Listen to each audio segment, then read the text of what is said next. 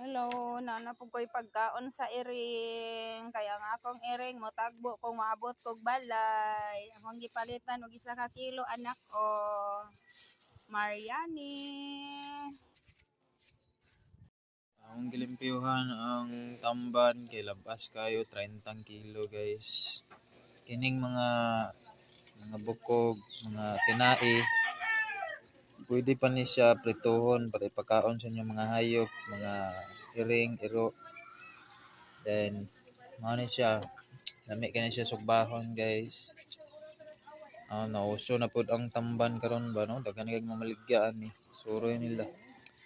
Gahapon ay namaligya 40 kilo, karon 30 na pud kilo, no. May buntag sa inyo guys. Please like, share, and follow us on our Facebook. Ba ang tamban nga among gihiluan gaina? With lemon and With lemon and asin. asin, bechin, ahos. Lutoon, lutang limon para walay langsa. Tarungon jud nato og luto ni kay sa tao ug sa iring man ni ang pagkaon nani. Para walay langsa. Kaon ang iring og sinugba kay bag-o ni siyang nanganak, upat ka buok ang iyang anak. Bisag na siya cat food pero mura siyang sumhan. Kailangan po na ko siya nga palitan siya na kog isda. Gali gipalitan ako siya manok nga sa fried chicken king. Kay mo tagbo gid in town murag tao. Paniod do na sad ni sa akong aming na upat ka buok anak. Akong gisugbahan. Ay palangga ra ba na sa nag-adapt niya. Ako ang bugtong bai. Mariani, I love you. I miss you so much.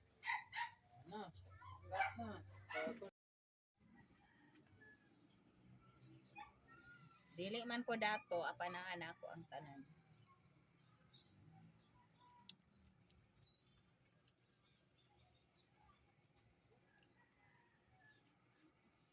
Tamisay na. Parang solo siguro ni.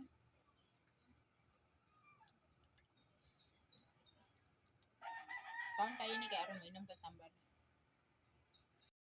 Ang ipakaon sa iring. Nitagbo na akong aming.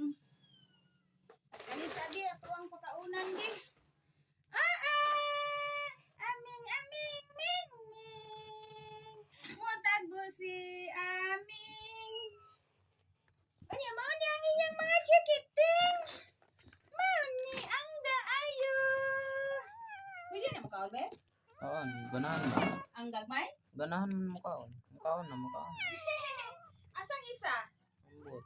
Wala kulang lagi ang imong anak ug isa aming. Lo. Sige kaon sa iring mo.